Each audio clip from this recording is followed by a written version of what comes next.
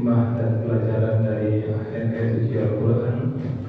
Sekarang kita sudah masuk surah Al-Baqarah ayat 40, di mana di sini Bapak Ibu Allah menyeru kepada Bani Israel, konfirmasi seruan ini kepada Bani Israel juga untuk kita semua Bapak Ibu. Ya Bani Israel, azkuru ni'mati allati an'amtu 'alaikum. Wahai Bani Israel, ingatlah atas nikmatku yang telah aku berikan kepadamu.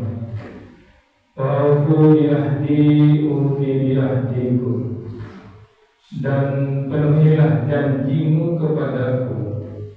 Ufi bi'ahdikum, niscaya aku pun memenuhi janjiku kepadamu.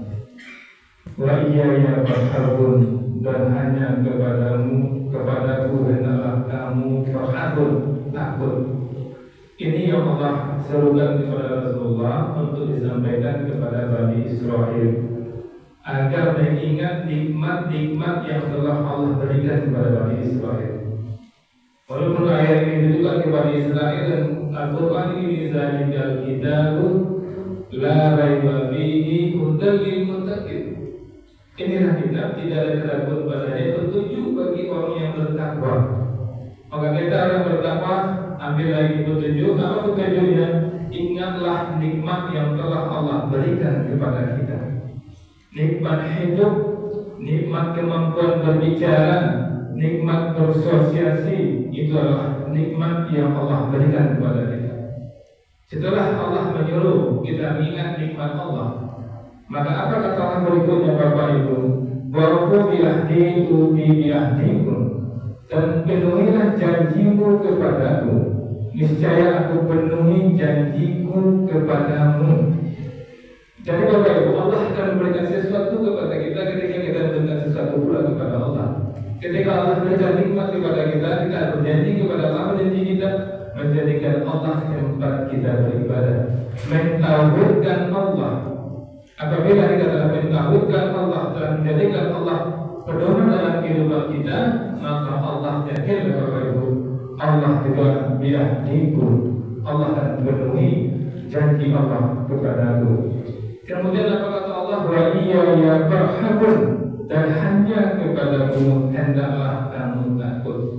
Jadi Bapak Ibu, kita dilarang takut kecuali takut kepada Allah. Takut kepada Allah diperintah Bapak Ibu. Maka mulai sekarang Bapak Ibu tidak perlu kita khawatirkan masa depan kita. Yang kita takutkan adalah murka Allah kepada kita. Itu penting Bapak Ibu. Pelajaran pada apa yang bisa kita ambil Bapak Ibu? Yaitu yang pertama, seruan kepada Bani Israel. Allah ingatkan Bani Israel, keturunan Nabi Yakub, tentang nikmat-nikmat yang telah Allah berikan kepadanya. Dan Allah katakan, ingat nikmatku, penuhi janjiku, Allah akan penuhi janji Allah kepadanya. Kemudian yang kedua yang kita ambil hikmah di sini, memenuhi janji kepada Allah. Janji ini mengatur pada perjanjian yang mereka buat untuk mentaati Allah. Dan kita juga seperti itu. Ketika roh kita ditiupkan Bapak Ibu, kita sudah berjanji bahwa kita menuhankan Allah Subhanahu wa Ta'ala. Maka pastikan hidup kita benar-benar menuhankan Allah Subhanahu wa Ta'ala. Kemudian yang ketiga, kata Allah di sini, Allah memenuhi janjinya. Allah menjanjikan kebaikan kepada mereka jika mereka taat, maka pasti dan pasti Allah pun akan memberikan kemuliaan hidup kepada kita, kebahagiaan hidup kepada kita apabila kita taat kepada Allah. Dan yang keempat Bapak Ibu, takut hanya kepada Allah. Mereka Bani Israel dimintakan untuk hanya takut kepada Allah, bukan kepada manusia Bapak Ibu atau kekuatan lain, agar mereka senantiasa bertakwa dan menjalankan perintah Allah Subhanahu wa Ta'ala. Itu pelajaran Bapak Ibu. Dan hikmah yang bisa kita ambil, menghargai nikmat Allah. Ayat ini Bapak Ibu mengajarkan pentingnya mengingat dan mensyukuri nikmat Allah sebagai bentuk pengakuan terhadap kebesaran Allah.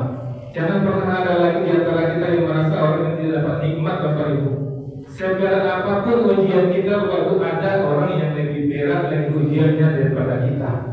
Sebesar apapun Walaupun penyakit kita sekarang Bapak Ibu, ada lagi orang lebih berat penyakitnya daripada kita. Atau separah-parah penyakit orang di muka bumi ini, ada lagi yang lebih parah. Apa itu? Orang yang meninggal yang membawa dosa Bapak Ibu.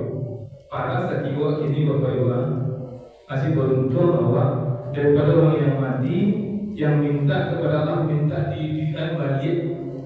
Para setiwa kini ada lebih parahnya mati. Dia minta diizinkan balik sebentar senyum untuk taubat. Sebentar taubat mati dia tidak ada.